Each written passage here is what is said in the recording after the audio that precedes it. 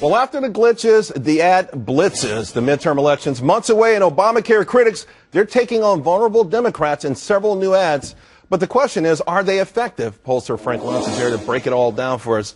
Well, listen, Obamacare is not necessarily popular these days. It would seem that anyone who backed it is in trouble. And it's particularly unpopular in states south of the Mason-Dixon line who didn't vote for him in the first place, and they're not happy with what they've got. But the key to these ads, and you're going to decide whether you feel that they've achieved it or not, are they realistic? Do they paint an alternative picture to what we have right now? And are they credible? You need all three components to make a successful ad. All right, tell you what, let's take a look at one of them. Tillis versus Hagan. This is a North Carolina race.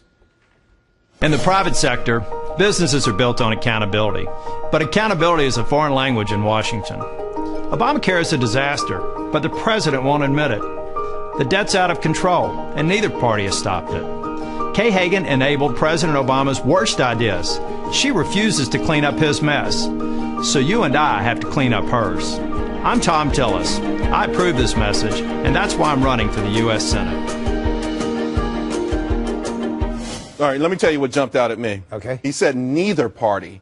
So it seems like he's also not just anti-Obamacare, but jumping on the anti-politician bandwagon as well. And he had the most important attribute of any ad right now, accountability.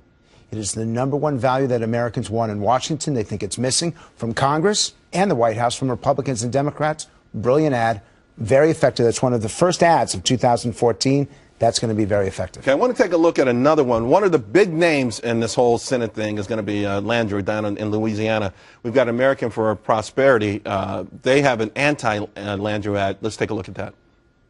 If you like your current insurance, you keep that insurance, period. End of story. Those individuals who like the coverage they already have will be able to keep their current plan. This is a very accurate description of this bill. But now, Louisianans are finding out that they lied. Basically, you said what the president said. Any regrets?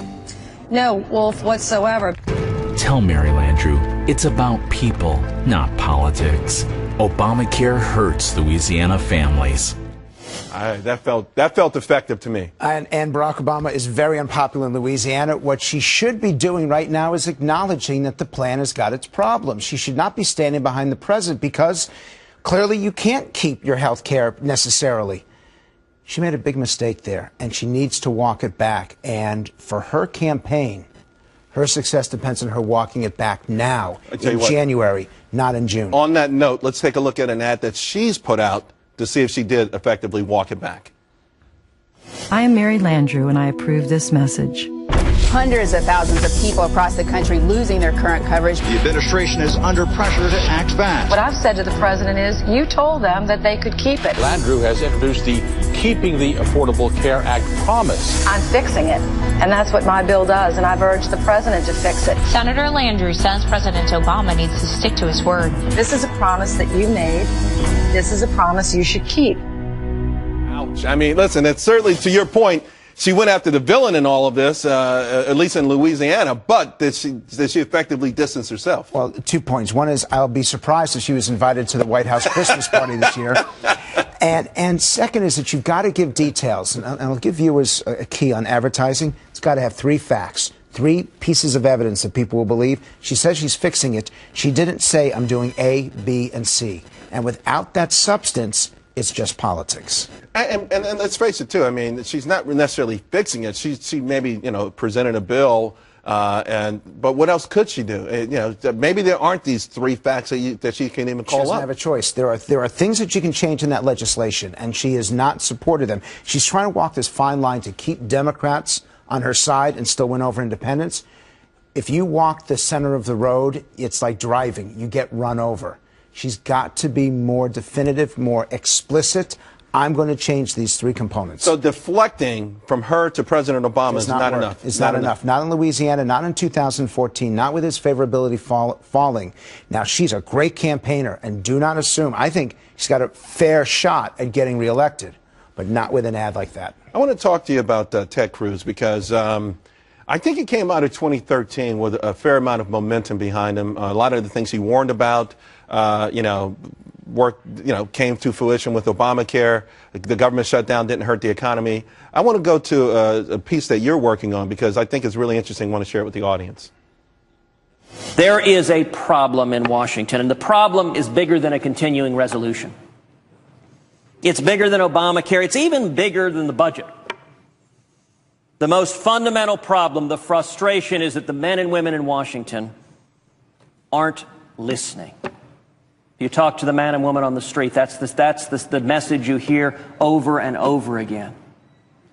Why don't they listen to me? Why don't they hear what we have to say? They aren't listening to the millions of people, Democrats, Republicans, independents, libertarians across the spectrum who say our elected officials, they get to Washington and they stop listening to the people. So the graph we were looking at, it shows people agreeing with him or being positively impacted by the message as the graph was moving. Both of those, and I want to draw a distinction here. That was the best political soundbite of 2013.